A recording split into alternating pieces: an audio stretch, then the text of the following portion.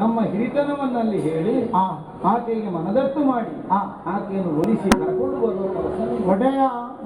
ಇಲ್ಲಿಯವರೆಗಿನ ಅನೇಕ ಪ್ರಸಂಗಗಳಲ್ಲಿ ನನ್ನನ್ನು ಬಳಿಗೆ ಕರೆದು ಸಮಯೋಚಿತವಾದಂತಹ ಸಲಹೆಗಳನ್ನು ಅಪೇಕ್ಷಿಸಿ ನಿಮ್ಮ ಯೋಜನೆಗಳನ್ನು ನನ್ನ ನಿಲುಮೆಯಗಳ ಜೊತೆಗೆ ಸಮನ್ವಯ ಮಾಡಿ ಆ ಮೂಲಕವಾಗಿ ಕಾರ್ಯವನ್ನು ಸಂಯೋಜಿಸುವ ಪ್ರವೃತ್ತಿಯನ್ನು ನಾನು ಕಂಡಿದ್ದೇನೆ.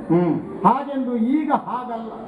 ನಿರ್ಧಾರವನ್ನು ತಾವೇ ಪೂರ್ವದಲ್ಲಿ ಕೈಗೊಂಡು ಒಂದು ಸ್ಥಿರವಾದಂತಹ ನಿಲುಮೆಯಿಂದ ಸ್ಥಾಪಿತರಾಗಿ ಈಗ ಆ ಕೈಂಕರ್ಯವನ್ನು ನನ್ನ ಮೇಲೆ ಆರೋಪಿಸಿ ಅದನ್ನು ಕಾರ್ಯರೂಪಕ್ಕೆ ತರುವುದಷ್ಟೇ ನನ್ನ ಹೊಣೆ ಅಂತ ಆಡಿದಾಗ ಇದನ್ನು ನಾನು ಚರ್ಚೆಗೆ ಕರೆದದ್ದು ಅಂತ ಭಾವಿಸುವುದಿಲ್ಲ. ಸಂವಾದಕ್ಕಾಗಿ ಬಳಿಗೆ ಕರೆಯಿಸಿಕೊಂಡದ್ದು ಅಂತ ಒಪ್ಪುವುದಿಲ್ಲ. ಒಂದೇ ಒಂದು ಅಂತ ಸ್ಥಿರವಾಗಿ ಒಪ್ಪಿದ್ದೇನೆ. ಎರಡು ಮಾತಿಲ್ಲ, ನಿಮ್ಮದು ಆಜ್ಞೆ ಅಂತ ಒಪ್ಪಿದ್ದೇನೆ. ಹೋಗಿ ಬರ್ತೇನೆ.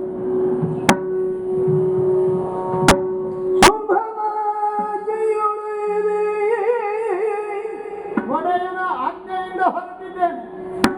ಮೆರವ ಕದಂಬವನವನೇ ಸೇರುತ್ತ ಏನಾಶ್ಚರ್ಯವಿದು? ಕೈ ಜಗದಂಬಿಕೆಯಲ ವನ್ಯವನು ಅದೋ ಕಣ್ಣಿಗೆ ಗೋಚರಳಾಗುತ್ತಿರುವ ತ್ರೈಜಗದಂಬಿಕೆ ನೆರೆಕೊಂಡು ಸುಗ್ರೀವ ನೆರೆದಿರುವ ವಯೋವೃದ್ಧನಾಗಿರುವ ನಾನು ಕಂಡು ಅವಕ್ಕಾಗಿ ಹೋದನಲ್ಲ ಶಿವನ. ಹಂಬಲಿಸಿದನು. ಅಯ್ಯೋ ವಿಧಿಯೇ. ಶಿವ ಶಿವ ಹರ ಹರ ಮಹಾದೇವ. ಶಿವ ಶಿವ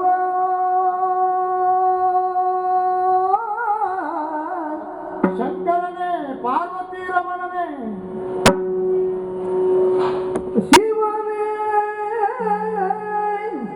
ಹೇ ಶಿವನೇ. ಸ್ಮರಣಿ ಗುರಿಸಿರುತ್ತಲಿ ನಮ್ಮಯ ಶುಂಭ ಕೆಟ್ಟನು.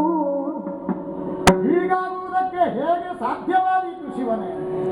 ಈಕೆ ಮನುಜಳೇ ನೋಡಿದರೆ ಅರ್ಥೈಸಿಕೊಳ್ಳುವುದಕ್ಕೆ ಬರುತ್ತದೆ. ಈಕೆ ಸಾಮಾನ್ಯವಾದಂತಹ ಸ್ತ್ರೀ. ಲೋಕಮಾತೆಯು ನಮ್ಮ ಒಡೆಯನ ನಿರೀಕ್ಷೆ ಸುಳ್ಳಾಗಿ ಹೋಯಿತು. ಲೋಕಮಾತೆಯು ಈಕೆ ಮನುಜಳೇ. ಈಕೆಯು ಮನುಜಳೇ. ಶಿವ ಶಿವ ಶಿವನೇ